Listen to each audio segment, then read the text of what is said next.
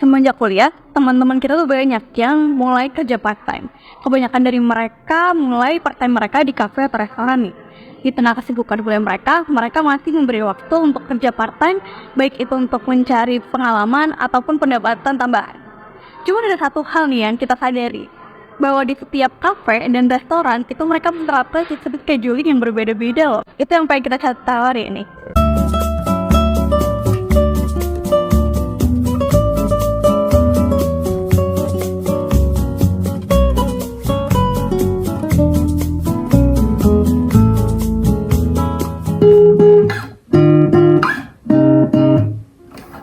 Sebelum mencari tahu lebih lanjut, ayo kita pelajari terlebih dahulu dasar teori scheduling. Scheduling merujuk pada pendekatan untuk menentukan urutan dan alokasi waktu serta pembagian pekerjaan. Nah, beberapa metode scheduling sendiri didasarkan oleh prioritas pekerjaan, waktu eksekusi, atau bahkan kombinasi dari keduanya. Perusahaan dapat memilih alat scheduling sesuai kebutuhan mereka, baik spreadsheet, monday.com, ataupun alat-alat lainnya. Nah, selama alat yang digunakan sederhana, memiliki fitur yang dibutuhkan, terintegrasi, dan terjangkau sehingga perusahaan bebas menggunakannya. Scheduling lebih baik digunakan dengan sistem operasionalnya seperti CRM atau Customer Relationship Management yang ikut memperhitungkan customer relationship dan service dalam schedulingnya, serta ERP atau Enterprise Resource Planning yang digunakan untuk mengelola operasi bisnis termasuk manajemen inventaris, pengadaan, sumber daya manusia, dan fungsi-fungsi lainnya. Scheduling memiliki beberapa kriteria, faktor-faktor yang digunakan untuk mengevaluasi jadwal yang optimal.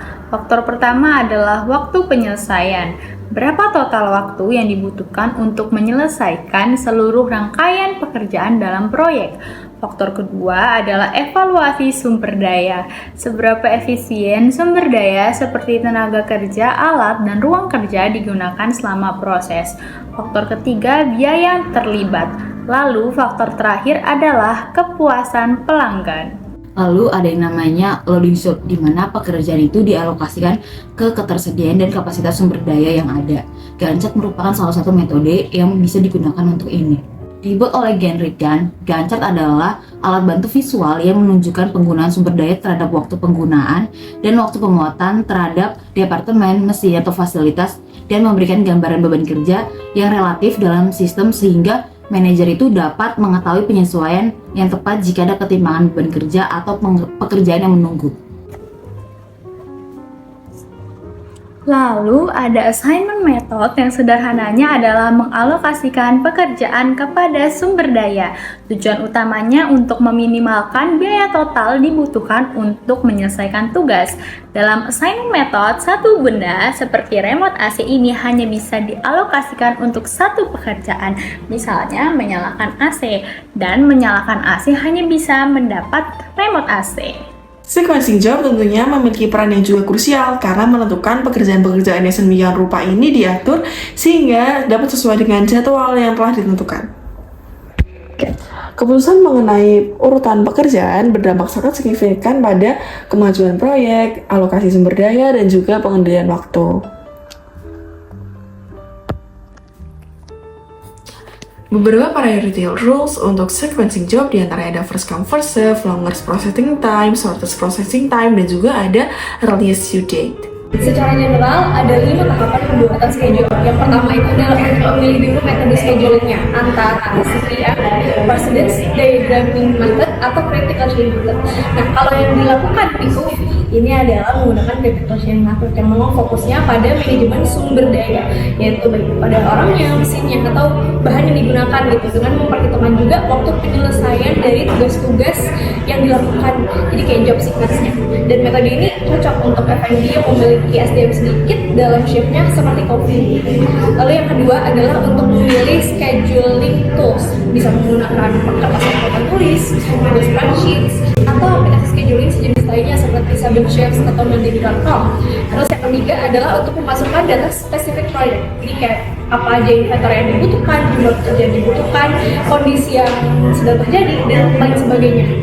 Lalu yang keempat adalah untuk membentuk model scheduling yang nantinya akan dikomunikasikan ke para pekerja. Ini penting sekali karena inilah yang nantinya akan dipahami oleh para pekerja dan Jika ada pekerja yang tidak memahaminya, ini malah akan menghasilkan disiplin pada operasionalnya. Terus yang terakhir adalah untuk terus update status perusahaan secara rutin. Jadi seperti informasi data spesifik proyek yang sedang diinventory, jumlah kerja dan lain sebagainya, itu harus selalu diupdate dan bisa dikontrol. Kelompok kami pergi ke Plaza Baruk Mall dan bertanya-tanya kepada salah satu tenan yang ada untuk mencari tahu lebih lanjut bagaimana sebuah perusahaan kafe atau restoran mempraktikkan scheduling.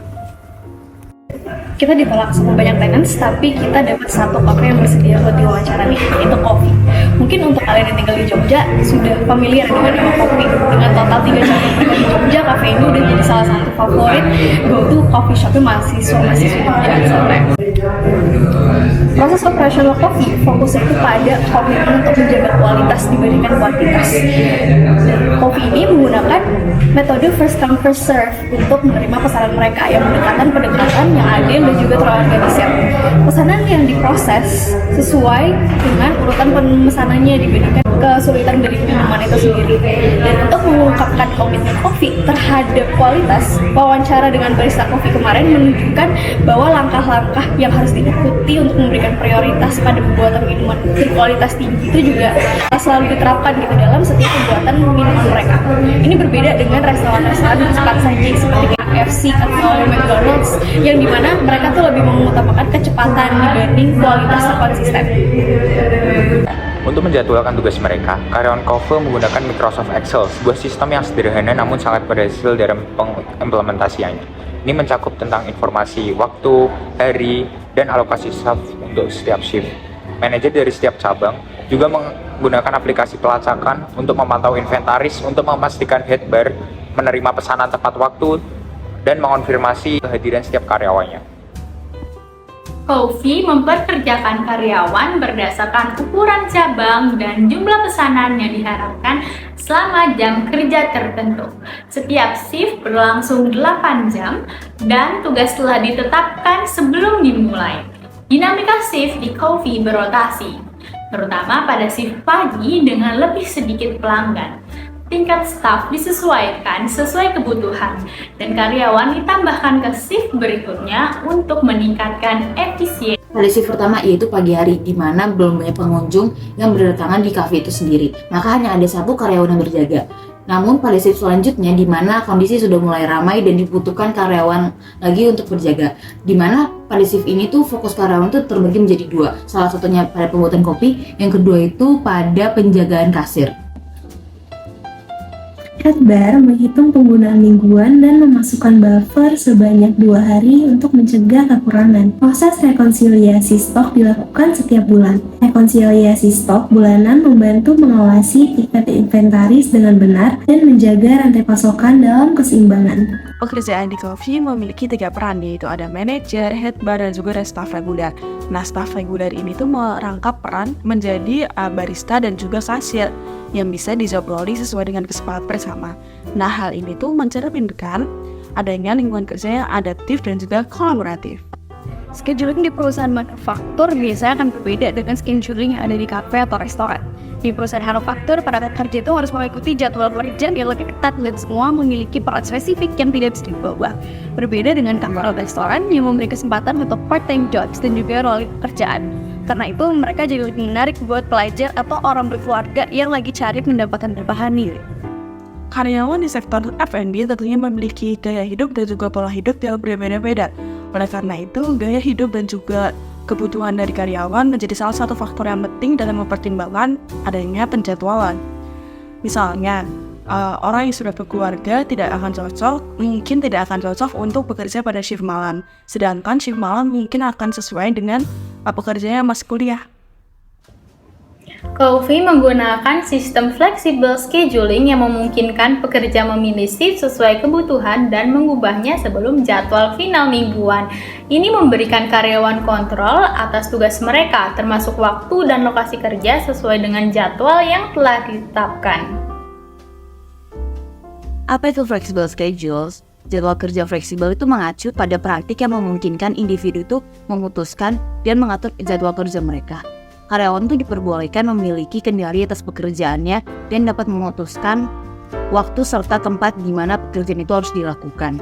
Hal ini tuh telah menjadi landasan utama untuk mencapai keunggulan kompetitif mengingat kontribusi unik dari Angkatan Kerja yang sangat puas dan berkomitmen. Flexible schedules menjadi isu yang signifikan di abad ke-21. Tetapi metode ini baru diakui bermanfaat bagi baik pekerja maupun pemilik usaha akhir-akhir ini. Menurut Morgan, terdapat dampak peningkatan profit tidak langsung berkat flexible work schedules. Selain itu, flexible schedules juga menciptakan peningkatan kepuasan kerja, meningkatkan kesejahteraan karyawan, mengurangi ketidakhadiran komitmen karyawan, dan meningkatkan perilaku karyawan organisasi yang bersangkutan. Ada 4 aspek fleksibilitas dalam flexible schedules. Yang pertama, kebebasan waktu. Yang kedua, ada kebebasan tempat. Yang ketiga, ada kebebasan jumlah pekerjaan.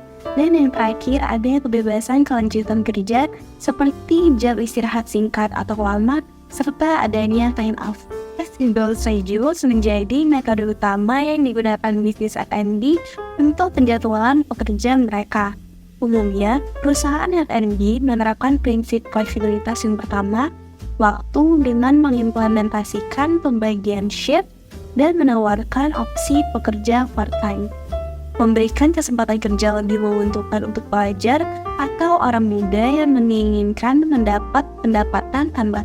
Tapi ini menimbulkan trade-off. Mereka yang bukan merupakan pekerja tetap tidak akan mendapatkan benefit pay sebaik mereka yang menjadi pekerja tetap, dan mereka juga akan menjadi lebih rentan terhadap pemecatan. Karena itu, beberapa negara bagian seperti European Union sudah membuat regulasi khusus untuk menjaga para pekerja kontrak tidak tetap atau part-time. Beberapa kota seperti San Francisco dan New York juga sudah menetapkan yang namanya predictive scheduling law yang membatasi sistem flexible scheduling sehingga membantu karyawan memprediksi secara akurat pendapatan bulanan mereka dan juga memutuskan apakah akan mengambil pekerjaan kedua. Hal ini mengurangi konflik penjadwalan dan penyesuaian di menit-menit terakhir. Selain dari flexible work schedule-nya, pekerjaan di Calvi juga termasuk sangat fleksibel karena kesederhanaan pola kerja di Calvi sendiri, karena mereka itu tidak memerlukan banyak peran dalam operasionalnya. Tetapi ini tidak bisa dilakukan oleh semua kafe dan restoran, terutama untuk bisnis kafe dan restoran yang membutuhkan keahlian tertentu. Seperti contoh, sushi. Chef tidak akan bisa digantikan oleh kasir ataupun waiter. Lalu bagaimana sebenarnya scheduling yang tepat untuk perusahaan F&B? Di sini kita mengundang Rachel Wislekan, onboarding manager dari Seven Shift, akan menjelaskan lebih lanjut. A great schedule is going to be reflective of your team's availability. Having up-to-date availability for your staff will reduce the number of changes needed to be made to the schedule after you publish it. A great schedule is also going to align with factors like sales trends, the weather, and how busy you are currently. It's really important to have the right mix of shifts for your business. Enough staff scheduled to ensure customer satisfaction, but not so many that you're overspending on labor. Creating a strong schedule requires that you balance the needs of both your team and your business. If you focus on business needs like having a mix of the right shifts without considering that some team members won't enjoy a particular shift, employee engagement and happiness is going to suffer. And they're going to want to be able to self-manage time off requests and have the ability to switch or require extra shifts on short notice. These are things that they can easily do with the restaurant scheduling software such as Seven Shifts.